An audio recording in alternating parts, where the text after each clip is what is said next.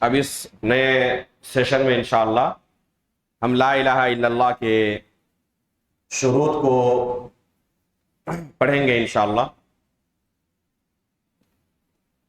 شروط لا الہ الا اللہ. قیل للحسن البصری رحمہ اللہ ان اناسا یقولون من قال لا الہ الا اللہ دخل الجنہ. قال من قال لا الہ الا اللہ فأدى حقها وفرضها دخل الجنة.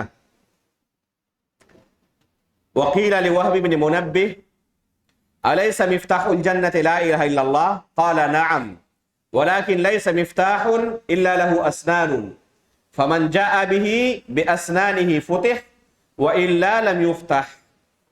فعلم أن لها شروطا وهي 7 إذا حققها العبد نفعته هذه الكلمة وَإِلَّا فَلَا.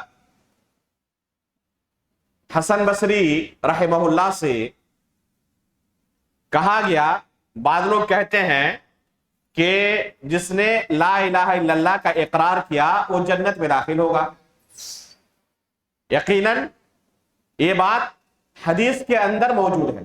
من قال لا الہ الا اللہ دخل الجنہ، کہ جو لا الہ الا اللہ کہے گا، اس کا اقرار کرے گا، وہ جنت میں داخل ہوگا. حسن بصری رحمہ اللہ جن کی وفات کب ہے؟ 110 ہجری میں، سلف صالحین میں سے ہیں، کبار تابعین میں سے. دیکھیں کہ اللہ کے رسول صلی اللہ علیہ وسلم نے اپنے صحابہ کو اور پھر صحابہ اکرام نے اپنے بعد آنے والے جنریشن کو، تابعین اعظام کو دین کی کیا تعلیم دی تھی. جیسے ان کے سامنے یہ جملہ پیش کیا لوگوں نے تو فوراً انہوں نے تنبیہ کی کہ جو حدیث ہے اس تعلق سے کہ جو لا الہ الا اللہ کا اقرار کرے گا وہ جنت میں داخل ہوگا، تو کیا آپ اس حدیث کا معنی سمجھتے ہیں؟ انہوں نے کیا فرمایا؟ من قال لا الہ الا اللہ فأدى حقها وفرضها دخل الجنہ. جو لا الہ الا اللہ کا اقرار کرے گا اور اس کے حقوق کی ادائیگی بھی کرے گا، اس کلمے کے اقرار کے بعد جو چیزیں اس پر فرض ہوتی ہیں ان فرائض کی ادائیگی کرے گا، وہ جنت میں داخل ہوگا. ایسا نہیں کہ زبان سے لا الہ کا اقرار کر لیا اور عمل کے اندر تمام وہ اعمال کر رہے ہیں جو اس کے منافی ہیں. تو صرف زبان سے اقرار کی وجہ سے آپ نجات نہیں پا سکتے. کیا پتا چلا ان کے اس اثر سے کہ اس کلمے کے شروط ہیں. صرف زبان سے ادا کرنا نہیں ہے بلکہ اس کلمے کو سمجھنا ہے، اس کے شروط کو جاننا ہے، اس کے حقوق کو جاننا ہے، اس کے فرائض کا علم حاصل کرنا ہے. تب اگر ہمارا عمل ان حقوق کی ادائیگی کے تعلق سے، ان فرائض کے پورا کرنے کے تعلق سے صحیح رہے تب ہم نجات پا سکتے ہیں، ورنہ صرف زبان سے ادا کرنا کافی نہیں ہے. اسی طرح وہب بن منبہ رحمہ اللہ سے کسی نے کہا الیس مفتاح الجنت لا الہ الا اللہ، کیا لا الہ الا اللہ جنت کی کنجی نہیں ہے؟ تو انہوں نے کہا نعم، ضرور یہ لا الہ الا اللہ جنت کی کنجی ہے. ولیکن لیس مفتاح الا له اسنان، لیکن کوئی بھی کنجی ہو اس کے دانت ہوتے ہیں، دندانے ہوتے ہیں. فمن جاء به باسنانه فتح، اگر کوئی صحیح چابی لے کر آئے تب تو اس کا تالا کھلے گا. اگر اس مفتاح میں، اس چابی میں دندانے لگے ہو تب تو اس کا تالا کھلے گا، اور اگر اس نے کوئی دوسری چابی لایا تو اس کا تالا نہیں کھلے گا. یہ یقیناً لا الہ الا اللہ جنت کی کنجی ہے، لیکن اس کنجی کے بہت سارے دانت ہیں، یعنی شروط ہیں، ضوابط ہیں، ان کے معانی ہیں، حقوق ہیں، ان کی پاسداری کرنی پڑے گی، ان تقاضوں کو پورا کرنا پڑے گا، تب یہ کلمہ آپ کو فائدہ پہنچا سکتا ہے اور جنت میں داخل کر سکتا ہے. ورنہ جو منافقین تھے اللہ کے رسول کے زمانے میں، کیا وہ اس کلمے کا اقرار نہیں کرتے تھے؟ زبان سے وہ بھی کہتے تھے. اگر اس کلمے کا اور اس حدیث کا عام معنی یہی ہے اور حقیقی معنی یہی ہے کہ زبان سے جس نے بھی ادا کر لیا وہ جنت میں داخل ہوگا، تب تو منافقین بھی جنت میں داخل ہو جاتے. وہ بھی اقرار کرتے تھے، لیکن کلمہ لا الہ الا اللہ کے کچھ شروط ہیں جو شروط ان منافقین کے اندر نہیں پائے جاتے تھے. ابھی ہم پڑھیں گے انشاءاللہ کہ کون سے شروط ان منافقین میں نہیں پائے جاتے تھے. تو صرف زبان سے ادا کرنا کافی نہیں ہے. یہ دو اثر شروع میں کس نے ذکر کیا گیا یہاں پہ؟ اس لیے کہ یہ کلمہ زبان سے ادا کرنا فقط کافی نہیں ہے. ان دو آثار سے، سلف صالحین کے ان دو اقوال سے پتا چل رہا ہے کہ اس کلمے کے کچھ شروط ہیں، کچھ ضابطے ہیں. ان ضابطوں کی پاسداری اگر کوئی کرے گا، ان شروط کو پورا کرے گا، تب یہ کلمہ بہت زیادہ اس کے لیے نفع بخش ہے، اس کے دنیا اور آخرت کی کامیابی کی ضمانت ہے. جو فضائل کلمہ لا الہ کے شروع میں ذکر کیے گئے ہیں، وہ فضائل اسے کب حاصل ہوں گے؟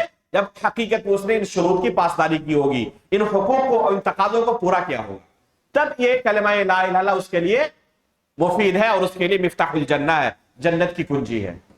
ورنہ صرف زبان سے ادا کرنا اگر کافی ہوتا تو بہت سارے لوگ جو حقیقت میں جن کے بارے میں اللہ تعالیٰ نے قرآن کریم کے اندر کہا ہے کہ جہنمی ہے، وہ اس کلمے کا اقرار کرنے والے تھے. وما یؤمن اکثرهم باللہ الا وهم مشرکون. بہت سارے لوگ ایسے ہوتے ہیں جو دعویٰ تو کرتے ہیں کہ ہم اللہ پر ایمان لانے والے ہیں، لیکن حقیقت میں مشرک ہیں. وہ عمل کے اندر شرک پایا جاتا ہے، عقیدے کے اندر شرک پایا جاتا ہے. تو صرف زبان سے ادا کرنا کافی نہیں ہے، ان شروط کو پورا کرنا ضروری ہے. تو اس سے پہلے ضروری ہے کہ پہلے ہم علم حاصل کریں ان شروط کے تعلق سے، کیونکہ بغیر علم کے کسی بھی کام کو کرنا ممکن نہیں ہے، چاہے دنیاوی کام ہو چاہے اخروی کام ہو. علم بنیادی شرط ہے. اس لیے پہلے ہم انشاءاللہ جاننے کی کوشش کریں گے تاکہ ان شروط کو پورا کر سکے، ان تقاضوں کو پورا کر سکے. پہلی شرط ہے العلم المنافی للجہل.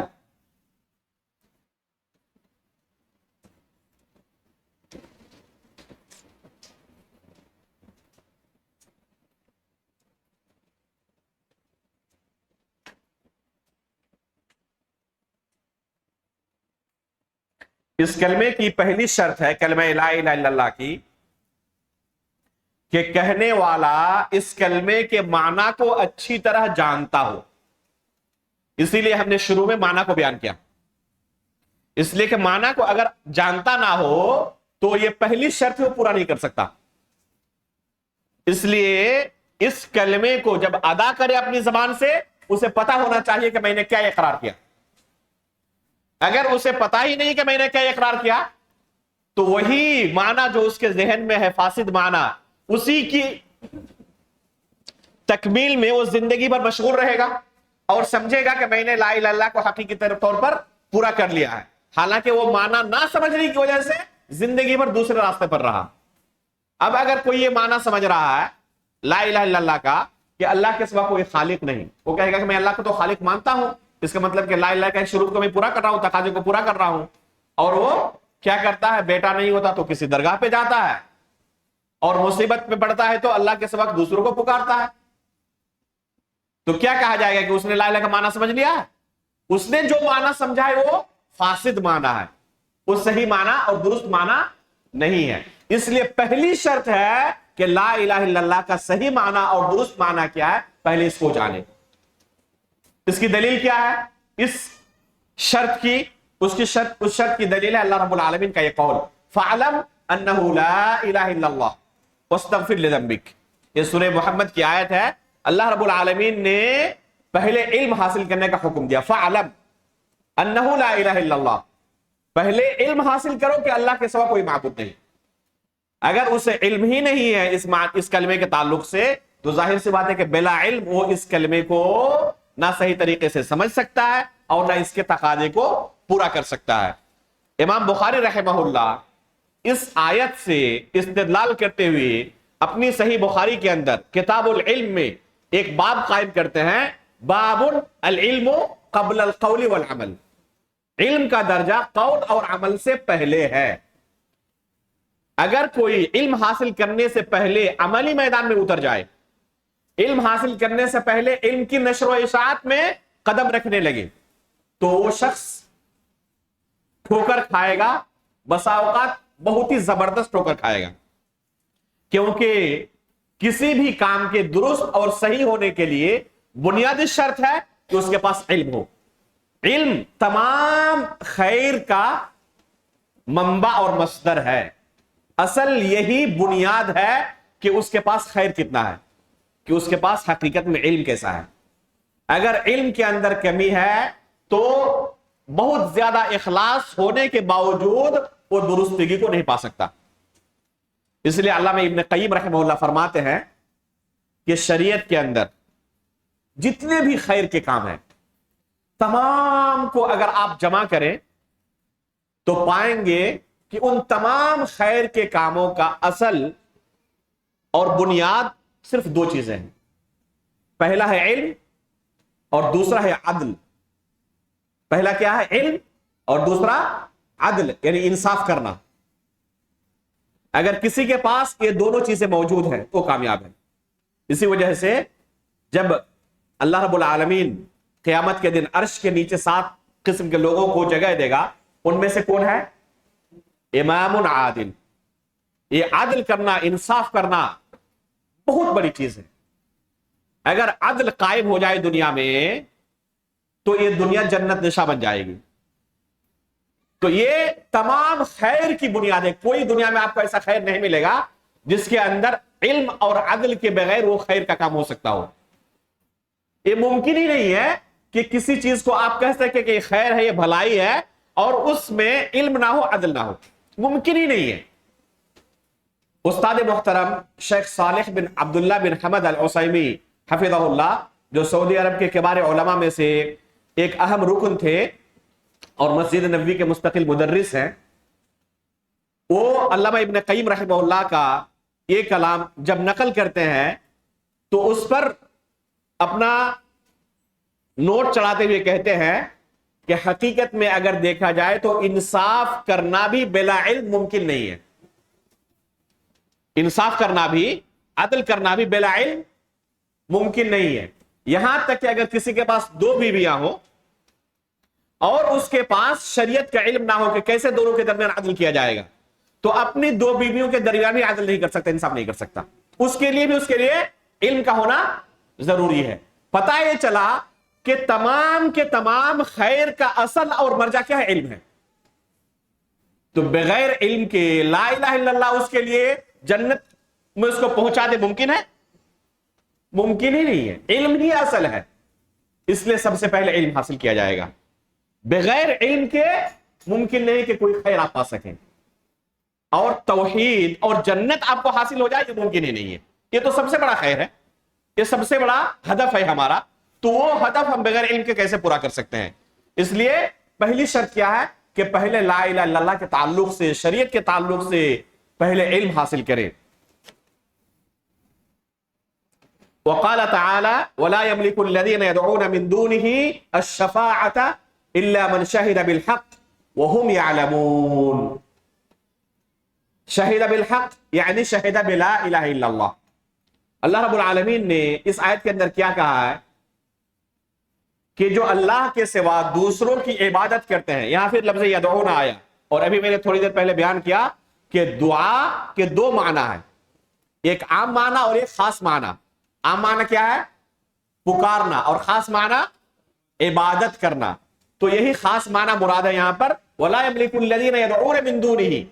اللہ کے سوا جو دوسروں کی عبادت کرتے ہیں وہ قیامت کے دن شفاعت کا حق نہیں رکھیں گے. شفاعت کا حق کون رکھیں گے؟ الا من شہد بالحق، جو لا الہ الا اللہ کی گواہی دیتا ہو. حق سے مراد لا الہ الا اللہ ہے. الا من شہد بالحق یعنی الا من شہد بلا الہ الا اللہ، جو لا الہ الا اللہ کی گواہی دیتا ہو. وہم یعلمون. صرف گواہی کے پر اللہ تعالیٰ نے اکتفا نہیں کیا، آگے کیا شرط لگایا؟ وہم یعلمون. انہیں علم بھی ہو اس تعلق سے کہ ہم کیا گواہی دے رہے ہیں. بغیر علم کے اگر وہ گواہی دے تو اس گواہی کا اعتبار نہیں ہے. اب اگر کوئی شخص سویا ہوا ہو، نیند کی حالت میں لا الہ الا اللہ کا اقرار کر رہا ہے، اشہد ان لا الہ الا اللہ کہہ رہا ہے، کیا اس شخص کو مسلمان مان لیا جائے گا اور دار اسلام کے اندر اس کو شامل مان لیا جائے گا؟ دنیا کا کوئی بھی شخص اسے نیند کی حالت میں کلمہ توحید کے اقرار کی وجہ سے مسلمان تسلیم نہیں کرے گا.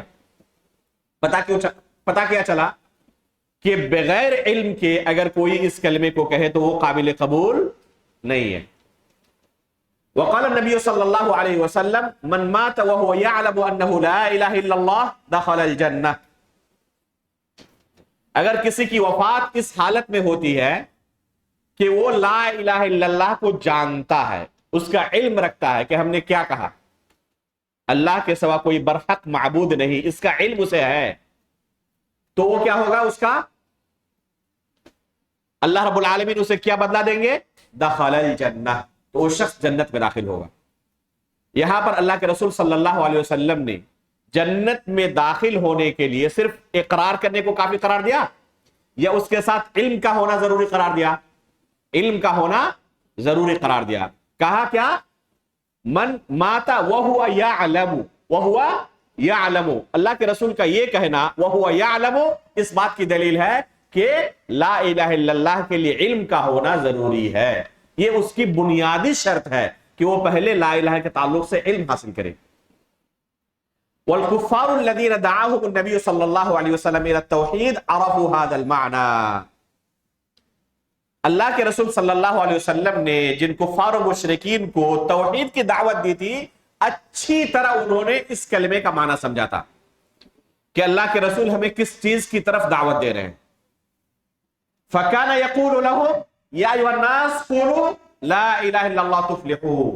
اللہ کے رسول انہیں کیا کہتے تھے، کیا دعوت دیتے تھے؟ یا أَيُّهَا النَّاسُ قُولُوا لَا إِلَهَ إِلَّا اللَّهُ، اے لوگو تم لا الہ الا اللہ کا اقرار کر لو، تفلحوا، تم کامیاب ہو جاؤ گے.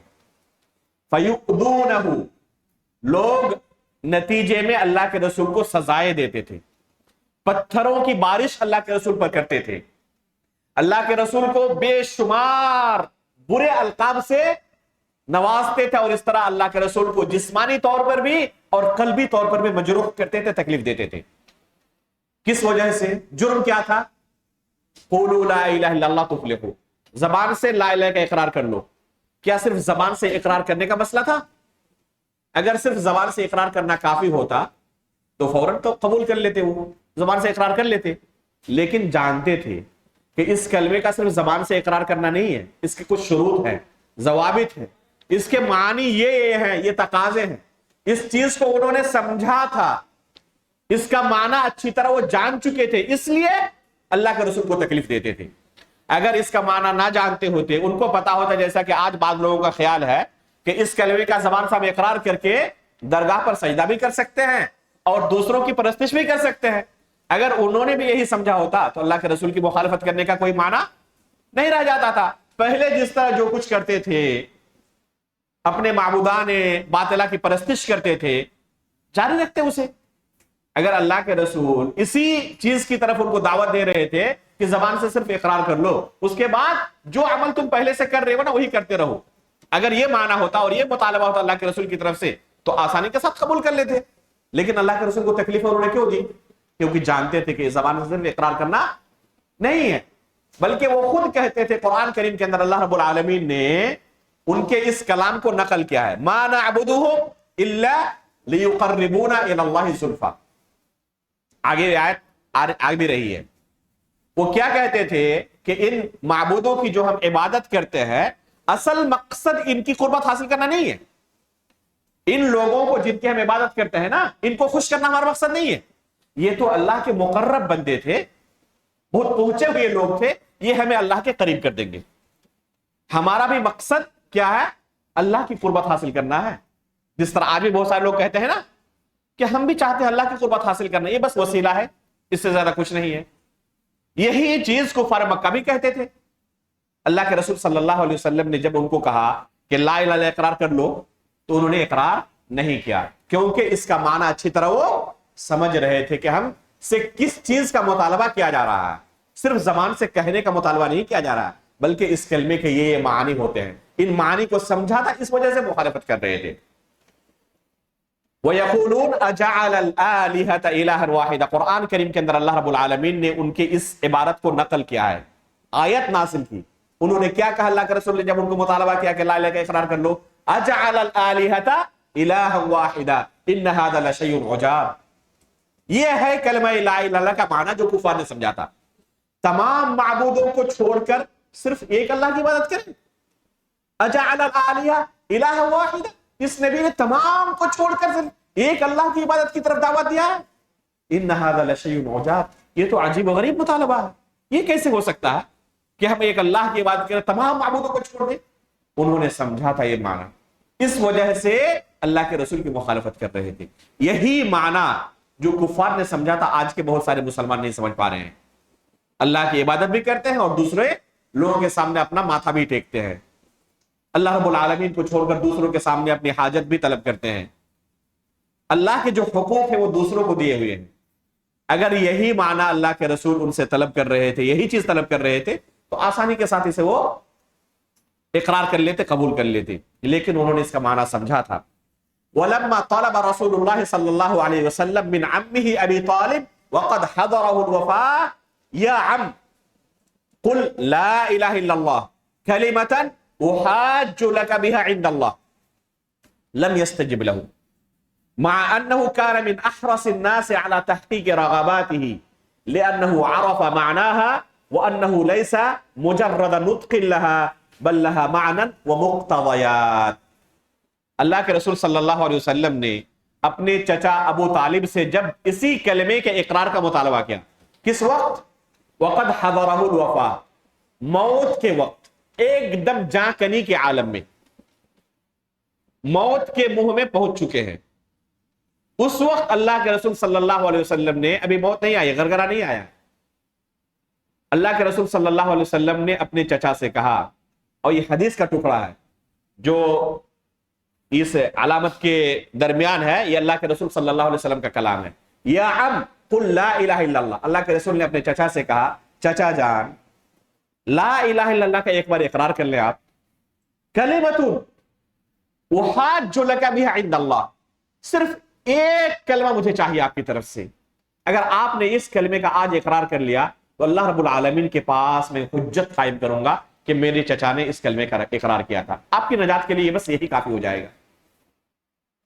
وہ چچا جنہوں نے زندگی بھر اللہ کے رسول کا کوئی مطالبہ نہیں ٹھکرایا تھا، ہمیشہ اللہ کے رسول صلی اللہ علیہ وسلم کی تمام خواہشات کو پوری کرنے میں لگے رہے، لیکن جانتے تھے کہ چچا یہ کیا طلب کر رہا ہے، بھتیجا یہ کیا طلب کر رہا ہے. ہر چیز کا جو بھی مطالبہ اللہ کے رسول نے کیا اسے پورا کر دیا، لیکن جب اللہ کے رسول نے یہ مطالبہ کیا تو اسے پورا نہیں کیا. جو دوسری چیز اللہ کے رسول اپنے چچا سے طلب کرتے تھے وہ زیادہ مشکل تھا یا یہ زیادہ مشکل تھا؟ اگر وہی اس کا معنی ہوتا کہ صرف زبان سے اقرار کرتا ہے تو چچا تو خوش، بھتیجا تو خوش ہو جاتے. لیکن آخری سانس تک اس کلمے کا اقرار کیوں نہیں کیا؟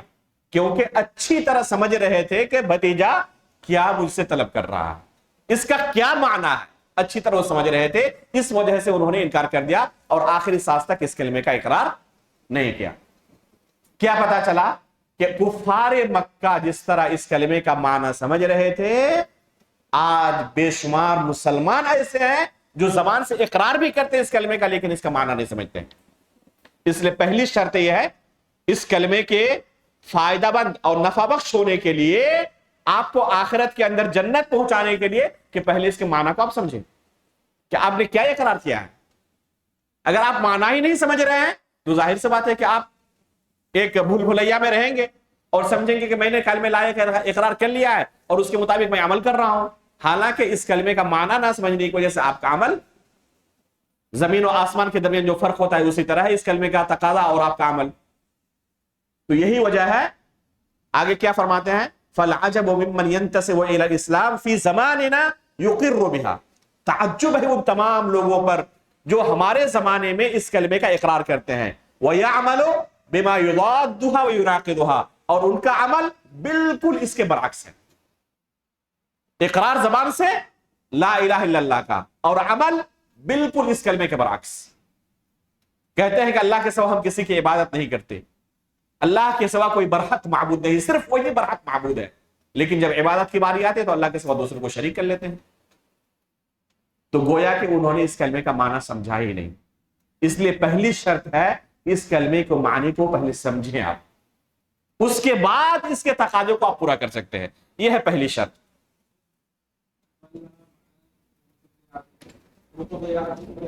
مقتضیات اس کے تقاضے ہیں.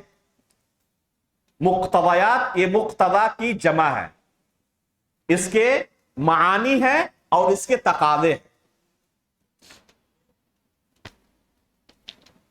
अब दूसरी शर्त के अंदर हम दाखिल हो रहे हैं। अशर्तु सानी अल यकीन अल मुनाफी लिश्शक। कलमे ला इलाहा इल्लल्लाह के इकरार करने की, अपने जबान से अदा करने की दूसरी शर्त यह है, ये कलमा आपको जन्नत में पहुंचाए, जहन्नम से आपको नजात दिलाए, उसकी दूसरी शर्त क्या है? यकीन के साथ आप इस कलमे को अपने जबान से अदा करें, शक के साथ नहीं। अगर किसी ने शक के साथ इस कलमे का इकरार किया, दिल के अंदर यकीन नहीं था, तो यह कलमा उसे आखिरत में नजात नहीं दिला सकता। यकीन के साथ कहना जरूरी है। और यकीन और शक ऐसी चीज है जिसे हर कोई समझता है कि यकीन किसे कहते हैं और शक किसे कहते हैं। अपनी अमली जिंदगी के अंदर हम बेशुमार अमाल ऐसे करते हैं, बेशुमार काम ऐसे करते हैं जिसे यकीन के साथ करते हैं, और बहुत सारे अमाल ऐसे करते हैं कि चलो कर लेते हैं, हो सकता है कि हो जाए कुछ फायदा, और बहुत सारे अमाल क्या करते हैं? यकीन के साथ करते हैं। आइंदा कल सुबह तकरीबन 6 बजे 7 बजे सूरज तुलू होगा, यकीन है या नहीं है? यकीन है। लेकिन मौसम विभाग की तरफ से कहा गया कि कल बारिश होगी, इसलिए आप क्या कर रहे हैं? घर से निकलने से पहले छतरी लेकर निकल रहे हैं। अभी बारिश हुई नहीं है, ये यकीन है?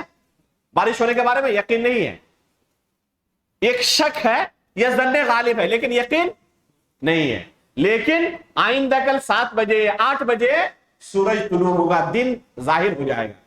ये क्या है? यकीन है। यकीन और शक के दरमियान फर्क समझ में आया? इस कलमे का इकरार करना है यकीन के साथ, शक के साथ नहीं। अगर यकीन के दर्जे पर नहीं है, शक है, पता नहीं, अल्लाह आलम, अल्लाह रब्बुल आलमीन ही हकीकत में हमारा माबूद है, वही हमारा खालिक है, वही इबादत का मुस्तहिक है, या दूसरों को भी हम हल्का फुल्का हक दे सकते हैं। अगर यकीन नहीं है, शक के दायरे में जिंदगी गुजर रही है, तो जाहिर सी बात है कि कलमा उसे नजात नहीं दिला सकता, गर्चे जिंदगी भर इस कलमे का इकरार करते रहे। शक यहां पर काबिल कबूल नहीं है, यहां पर सिर्फ और सिर्फ यकीन काबिल कबूल है। इस वजह से अल्लाह रब्बुल आलमीन ने अपनी किताब में, नबी सल्लल्लाहु अलैहि वसल्लम ने अपनी अहादीस के अंदर इस शर्त की तरफ हमें हमारी तवज्जो दिलाई है कि सिर्फ जबान से इकरार करना नहीं है, दिल के अंदर यकीन होना चाहिए। अगर यकीन के साथ तुमने इस कलमे का इकरार किया, तब तो तुम्हें फायदा देगा ये कलमा, आखिरत के अंदर तुम्हें जहन्नम से निजात दिलाएगा। लेकिन अगर तुम्हारे दिल के अंदर यकीन नहीं है, शक व शुबे की जिंदगी तुम गुजारते रहे दीन के अंदर, ला इलाहा इल्लल्लाह के अंदर, तो ये कलमा तुम्हें फिर आखिरत में नजात नहीं दिला सकता। क्या इसकी दलील है कि यकीन के साथ इस कलमे को कहना है? उसकी दलील सुने। अल्लाह रब्बुल आलमीन का इरशाद है, इन्नमल मुमिनून अल्लज़ीना आमनू बिल्लाहि व रसूलिही सुम्मा लम यर्ताबू।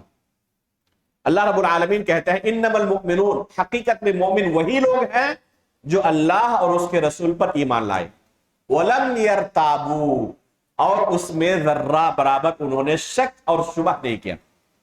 वलम यर्ताबू, ये लफ्ज दलील है कि ईमान लाना अल्लाह पर, उसके रसूल पर यकीन के साथ जरूरी है। शक के साथ अगर हमारा ईमान है, ढुलमुल अगर है, तब ये ईमान हमें आखिरत में फायदा नहीं पहुंचा सकता।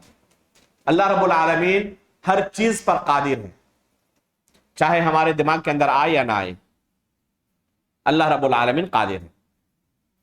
यह है यकीन। आज ही सही बुखारी के अंदर मैंने पढ़ाया तलबा को, अबू बकर सिद्दीक रज़ियल्लाहु ताला अन्हु की फजीलत के अंदर, किताब फ़ज़ाइल सहाबा के अंदर इमाम बुखारी रहमहुल्लाह ने एक हदीस नकल की है अबू बकर सिद्दीक रज़ियल्लाहु ताला अन्हु की फजीलत में। हदीस क्या है?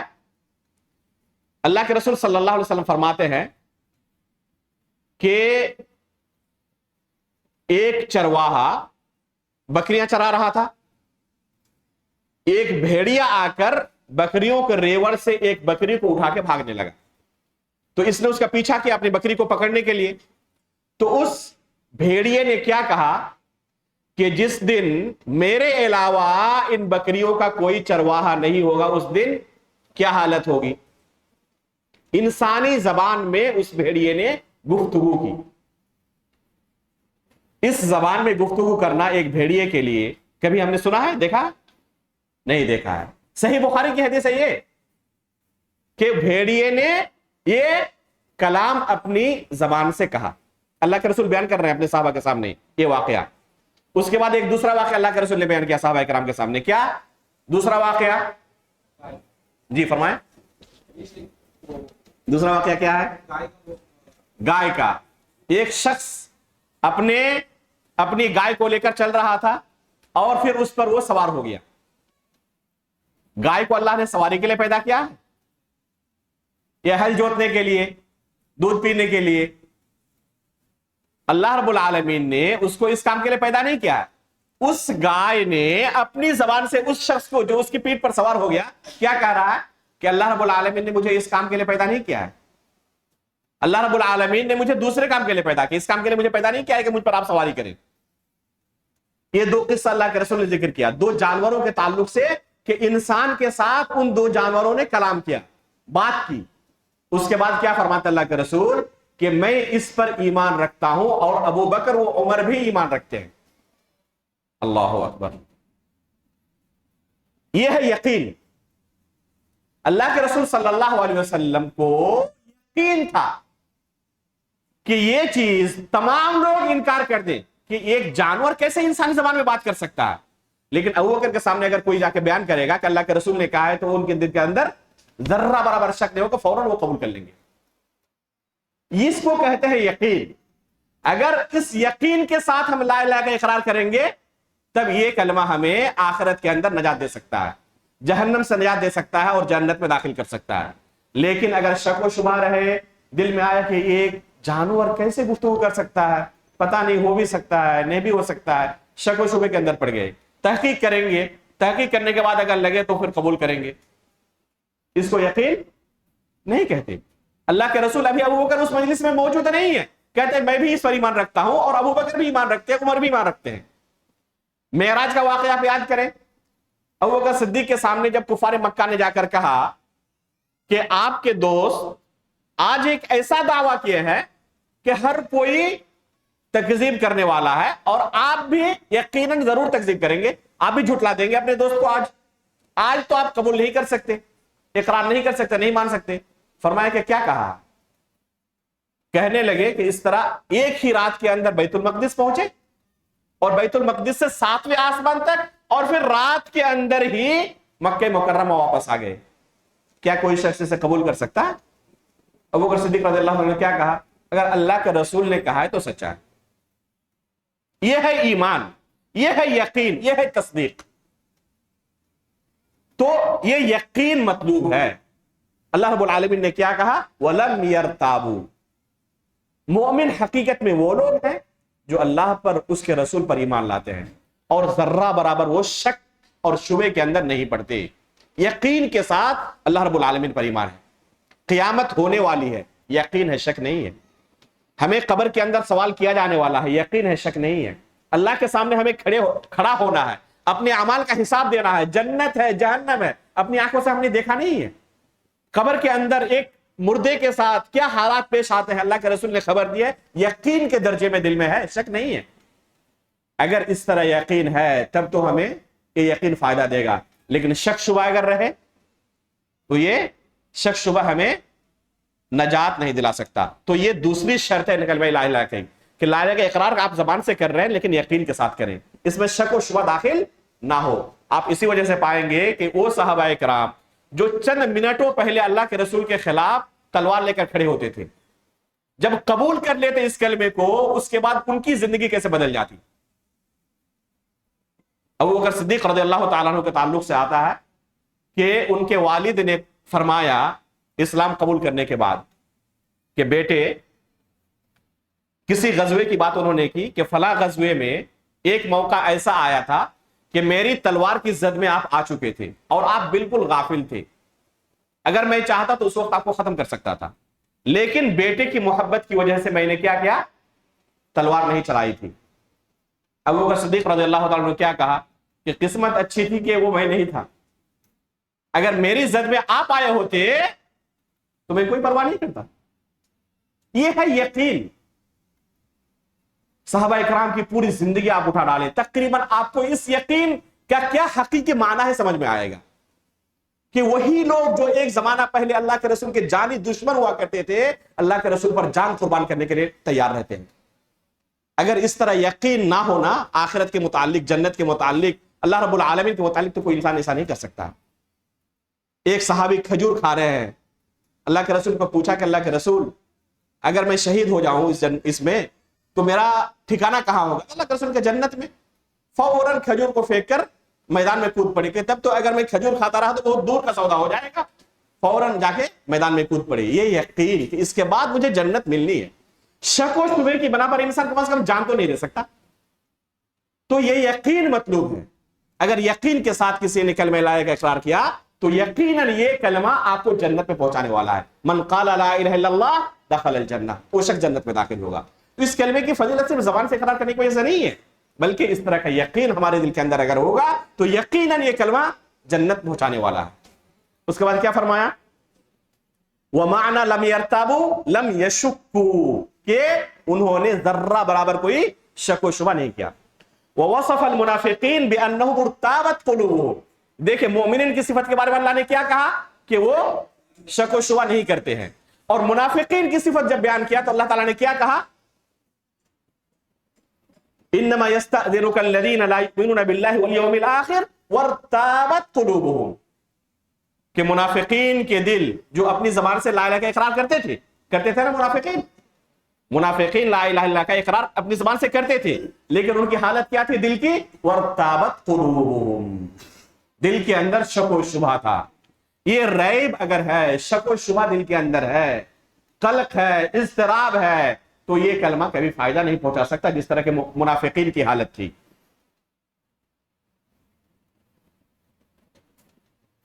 وقال النبی صلی اللہ علیہ وسلم اشہد ان لا الہ الا اللہ وانی رسول اللہ لا یلقى اللہ بہما عبد غیر شاک فیہما دخل الجنہ الا دخل الجنہ. یہ صحیح مسلم کی روایت ہے.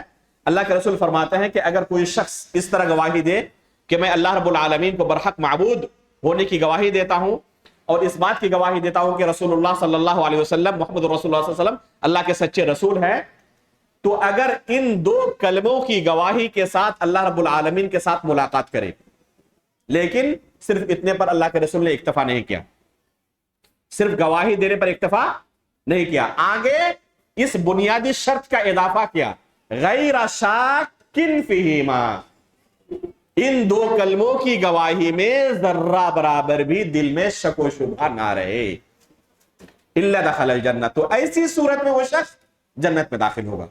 تو یہ کلمہ یقیناً جنت پہنچانے والا ہے، جنت کی کنجی ہے، لیکن اس کے لیے یہ شرط بھی ہے کہ اس کلمے کا اقرار یقین کے ساتھ کرنے والا ہو، شک اور شبہ کے ساتھ نہیں.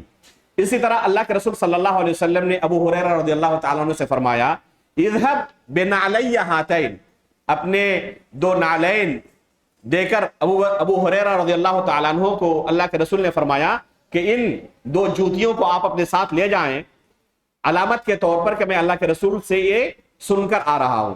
کیا کہا آگے؟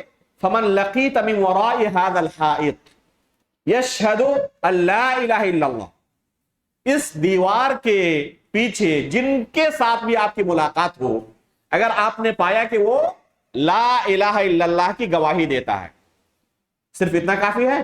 نہیں، آگے بیان کیا مستیقنا بها قلبہ، اور اس کلمے کی گواہی دینے کے ساتھ ساتھ اس کا دل اس پر بالکل یقین کے ساتھ مطمئن ہے، یقین کے ساتھ اس کلمے کی گواہی دے رہا ہو.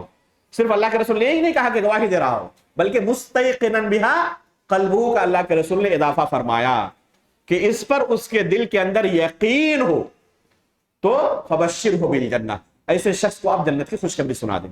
اللہ اکبر.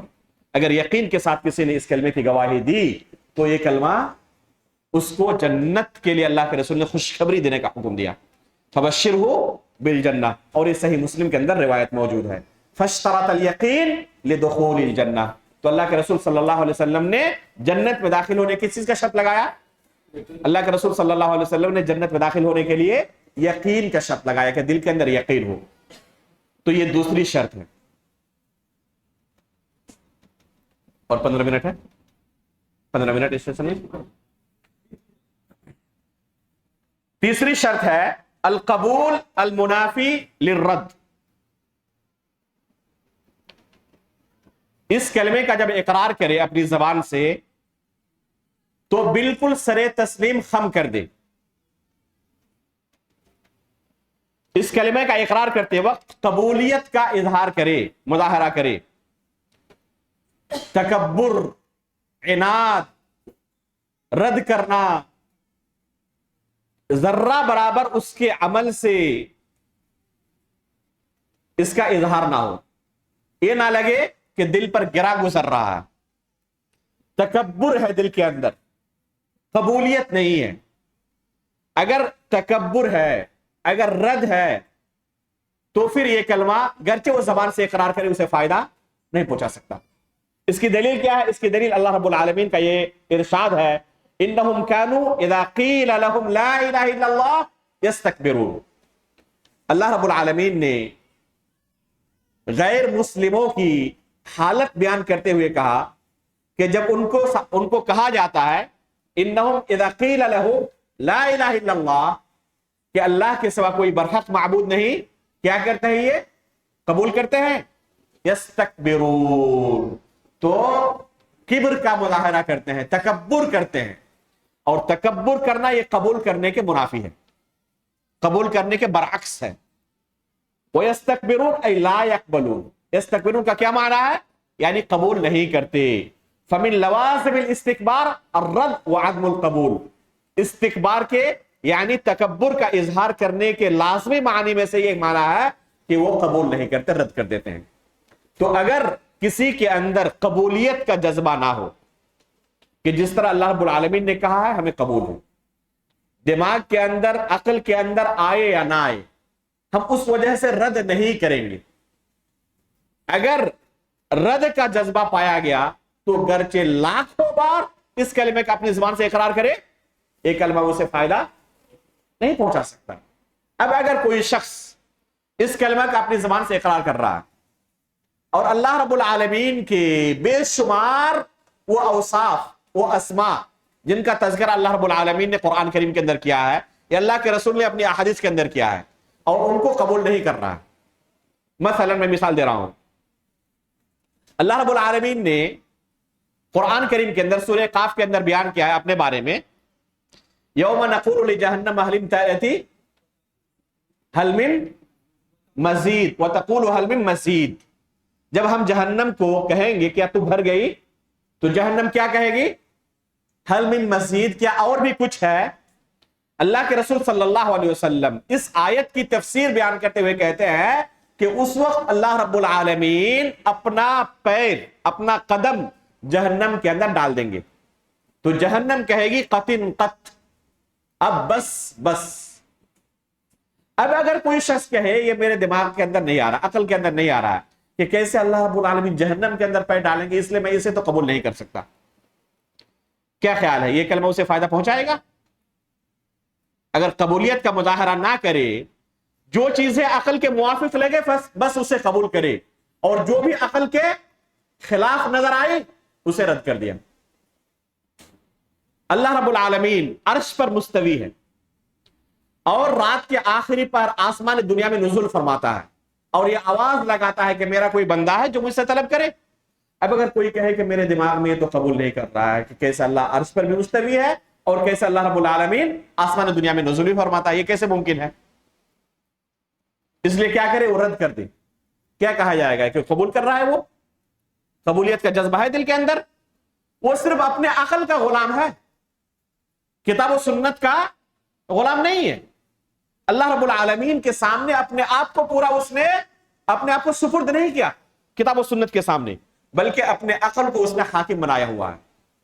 اگر قبولیت کا جذبہ نہیں ہے مکمل طور پر، چاہے عقل کے اندر آئے یا نہ آئے. سلیمان علیہ السلام کے تعلق سے صحیح مسلم کے اندر موجود ہے کہ انہوں نے کہا، بعض روایت کے اندر 60، بعض کے اندر 70، بعض کے اندر 90 اور بعض کے اندر 100 بیویوں کا تذکرہ ہے کہ ایک ہی رات اپنی بیویوں سے اتنی تعداد میں مجامعات کروں گا اور ان سے جو بچے پیدا ہوں گے ان کو لے کر اللہ کے راستے میں جہاد کروں گا. انہوں نے انشاءاللہ نہیں کہا، صحیح مسلم کی روایت ہے. اب اگر کوئی شخص کہے کہ میرے دماغ کے اندر یہ قبول نہیں کر رہا ہے کہ کیسے کوئی شخص گرچہ وہ نبی ہی کیوں نہ ہو ایک ہی رات کے اندر 60 بیویوں سے جمع کر سکتا ہے. اس لیے انہوں نے کیا کیا؟ اس کو رد کر دیا. کیا کہا جائے گا؟ یقین کے ساتھ اس نے اس کلمے کا اقرار کیا ہے, اس کے اندر قبولیت کا جذبہ پایا جا رہا. صحیح مسلم کی روایت ہے کہ تمیم داری رضی اللہ تعالیٰ عنہ نے دجال کو دیکھا, جکڑا ہوا ہے, حدیث جساسہ کے نام سے مشہور ہے. اللہ کے رسول کو آ کر بیان کیا, بہت لمبا واقعہ ہے. اللہ کے رسول ممبر پر کھڑے ہوئے اور صحابہ کرام کے سامنے اللہ کے رسول نے اس واقعے کو بیان کیا. اب اگر کوئی شخص کہے کہ سائنسداں پوری دنیا کی دریافت کر چکے ہیں, اگر دجال حقیقت میں موجود ہوتا, یاجوج و ماجوج کے تعلق سے بھی اسی طرح کہتے ہیں کہ یاجوج و ماجوج اس زمانے میں موجود تھے اور آج تک موجود ہے اور قیامت کے وقت ظاہر ہوں گے. کہتے ہیں کہ اگر وہ حقیقت میں موجود ہوتے تو اب تک تو ان کا انکشاف ہو گیا ہوتا, دریافت ہو گئی ہوتی اور سائنسداں ان کو کھوج نکالتے. ان کا ظاہر نہ ہونا اس بات کی دلیل ہے کہ اسے قبول نہیں کیا جا سکتا.